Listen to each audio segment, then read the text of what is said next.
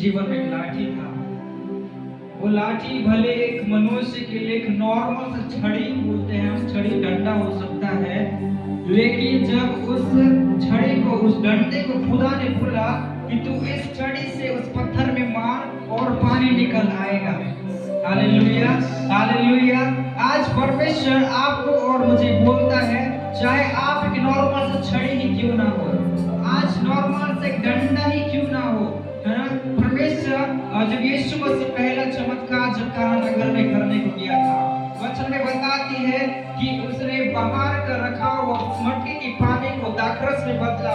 और वो घड़ा कौन सा था, वो मटका कौन सा था, वचन में बताती है, जब हम उसके बारे में पढ़ते हैं उसमें बताती है कि वो मटका जब कोई जाता है तो वो पानी पैर धोने के लिए रखा गया था, पैर धोने के लिए रखा गया था उस मटका में।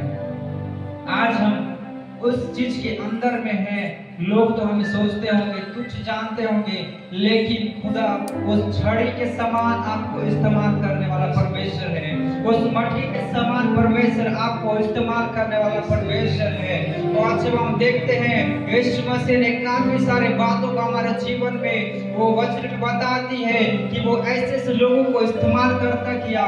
मरकुस जो किताब हम पढ़ते हैं, उस मरकुस की किताब एक ऐसे व्यक्ति ने लिखा जो कि लोग तुच्छ जानते थे, और यीशु मसीह खुद उस बात को हमें बताती है कि यीशु मसीह का आदर और सम्मान खुद के घर में नहीं होता था। आज भले आपके घर में आपका आदर नहीं है, आपके घर में आपके सम्मान नहीं है, इज्जत ही नहीं आपकी, उस लकड़ी को, फेंका हुआ लकड़ी को कौन उठा सकता है। उस मटके को मुझे ये समझ में आता है कि यीशु मसीह को छोड़कर किसी ने आज तक उस मटके को नहीं पूछा, उनसे कोई पूछता भी नहीं है। वो एक कॉर्नर में, एक कोना में रखा हुआ होता है ताकि उस पानी से निकाल के हम हाथ पैर धो सके। आज वो मटका आप हो, आज वो छड़ी आप हो, आज वो बोलता है कि वो लोग आप हो जो लोग आपको पहचानते होंगे, आपके अंदर कमियां देखकर आपको इग्नोर करते होंगे, लेकिन यीशु ने उससे पहला चमत्कार में बदला, पानी वहां से निकाला और भी कई चमत्कार हमारे जीवन में किया। उनके वचन आज हमको बताते हैं। आज अपने अंदर में इस बात को मान ले, अगर मेरी कोई इज्जत नहीं है उसका मतलब यह है कि मेरी और भी इज्जत बढ़ने वाली है। यीशु मसीह ने कहा, हे पिता तूने मुझे क्यों छोड़ा, लेकिन उसके बाद तो नई हिस्ट्री चालू होती है और नए नियम की किताब लिखी गई, उनके वचन हमको बताती है। अपने आप को खुदा के हाथ में सौंप दे। परमेश्वर आपको इस्तेमाल करने वाला परमेश्वर यीशु। कोई पीएचडी किया वाला व्यक्ति, कोई एमडी किया वाला व्यक्ति खुदा की सेवा नहीं कर सकता जब तक खुदा उसे छूने नहीं और भूले नहीं, तब तक परमेश्वर उसे पेंडिंग में रखता है।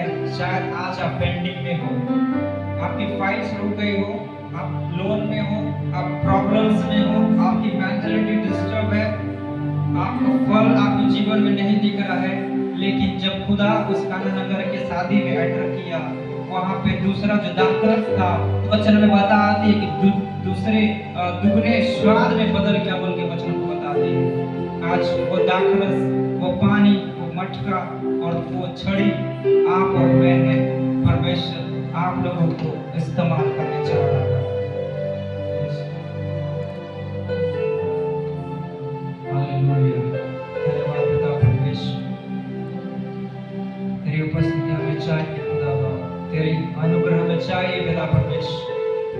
रिया वासुपुर रे बिहलपुरी बारी खंडलरबा, हमें इस्तेमाल पिता परमेश्वर, हमें इस्तेमाल कर खुदा, हमें इस परिस्थिति से तो निकाल दे पिता परमेश्वर प्रभु, हमें इस परिस्थिति से तो निकाल खुदा बाप पिता परमेश्वर।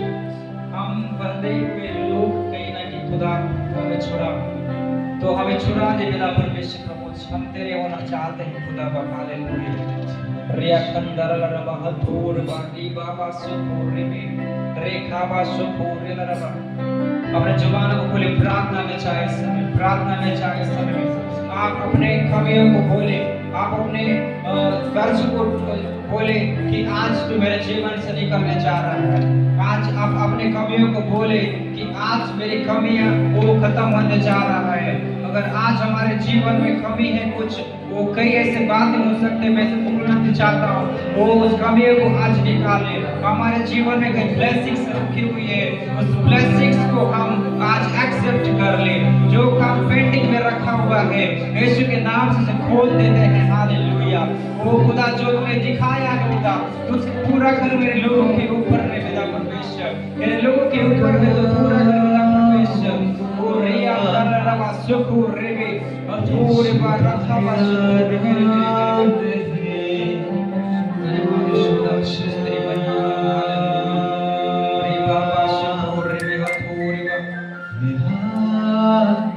तुझा